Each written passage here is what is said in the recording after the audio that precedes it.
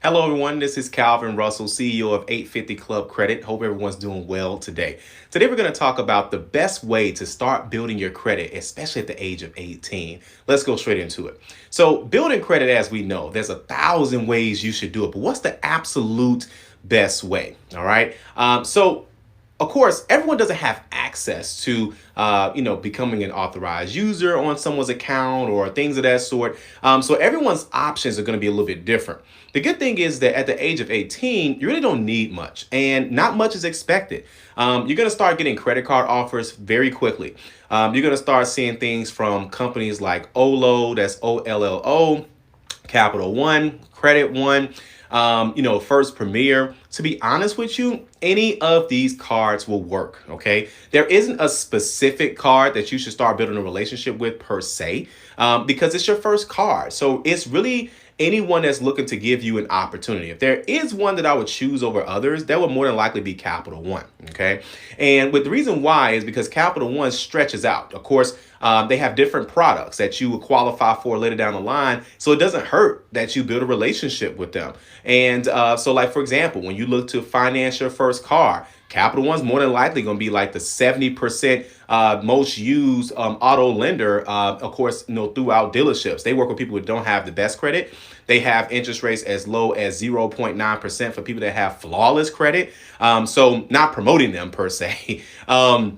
I probably need to reach out to them to promote them. But either way, but no, I love how companies like to give people opportunities, and they know that not everyone's going to have the best pass. A lot of times people don't like subprime lenders. For those who don't know, subprime is another word for not having the best credit or bad credit, right? When you think prime, think steak. And then you think subprime, it's like sub steak, right? Not the best, right?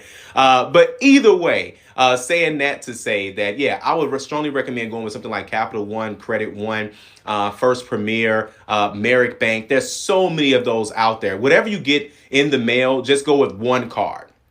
Then when you go with that one card, give it about 3 to 6 months, and then you're going to get other cards in the mail. The reason why I'm not doing too much name dropping, because I don't want you to feel bad if something does not come. Or you may not meet all the qualifications for one particular company. So I always recommend doing business with companies that want to do business with you. If you get something in the mail, apply for it and then go ahead and then build the relationship with them. And then after 3 to 6 months, you're going to be getting some stuff in the mail, but you're going to start noticing the mail's going to change. You're going to start getting better card offers. The envelopes are going to be nicer. It's going to be a whole presentation. And some of them may have already ran your credit prior to. Those are called pre-screened offers. So they're not looking to see if you're going to get approved. They already know that they're going to approve you. You just have to, finish the application.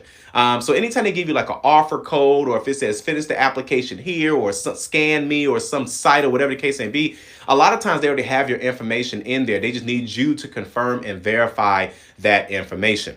Now, I would recommend doing that, having at least 3 credit cards or so, at least 3 credit cards or credit builder accounts. But one of them, it needs to be at least a credit card. And then, of course, after making those payments on time, they're going to ask you, do you want to get credit limit increases? So that's going to most definitely help you for sure. Everyone loves credit limit increases, and you're just building that relationship with them. Now, once you build a relationship with a bank, a lot of banks have other products. They have other credit cards that their higher tier clients get. If you build that relationship with them, that's going to help out tremendously.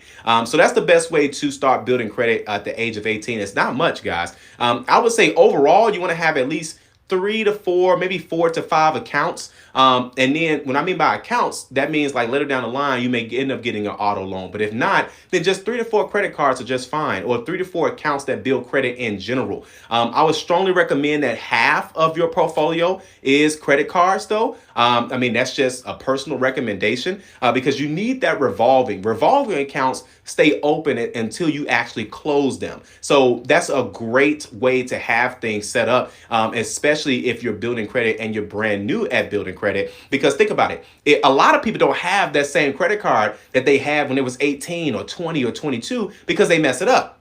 But if you start that at 18, imagine what your credit is going to be like at 22, 24, 28, 30, and you've built that relationship with them. I think the youngest person I've ever seen, I had did a video on this a long time ago.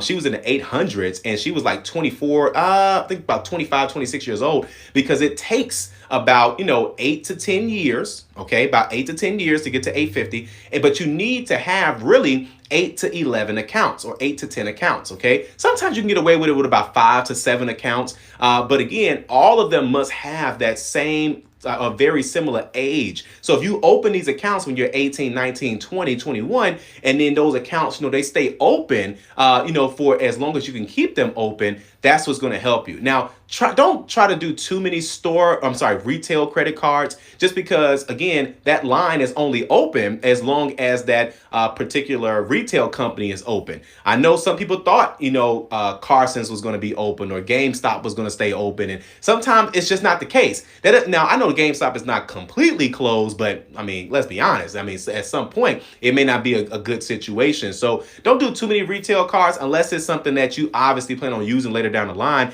because you got to think not just short term, which is now, you got to think long term, which is the future. So yeah, you may get this credit card, but you can only use it at this retail company. So now you're forcing yourself to buy certain things from that retailer, and it doesn't take all that to build credit. You can start off with that Capital One card, then get that that Credit One card, and then before you know it, now Bank of America's coming, Discover, Chase, American Express, Wells Fargo, whatever the case may be, Apple Card, and things of that sort. They're going to come your way. And when that does happen, be ready for it and make sure that you're using that account the right way, paying your bills on time, trying to put it on auto pay if you can afford that, and just keeping small bills, guys, on that. That's really helpful when you're building credit. When you're rebuilding, it's a completely different ball game, because a lot of those banks aren't options, right? They won't take a risk on you because you made so many mistakes, but again, that's where 850 Club, the membership comes in if you need that help. But if you're just getting started, listen, just make sure you keep stuff on auto pay. I cannot tell you how important that is. And if you're like, oh, well, I'm afraid of auto pay because, what if they try to take out $100 or $200? Well, you shouldn't be using that much of your card anyway, okay? Because you're just getting started. Back when I was 18, there was no Disney Plus, there was no Apple Music, so a lot of these things you can start off with these small bills. Look at your smallest bills and see, okay, am I using my cash for this?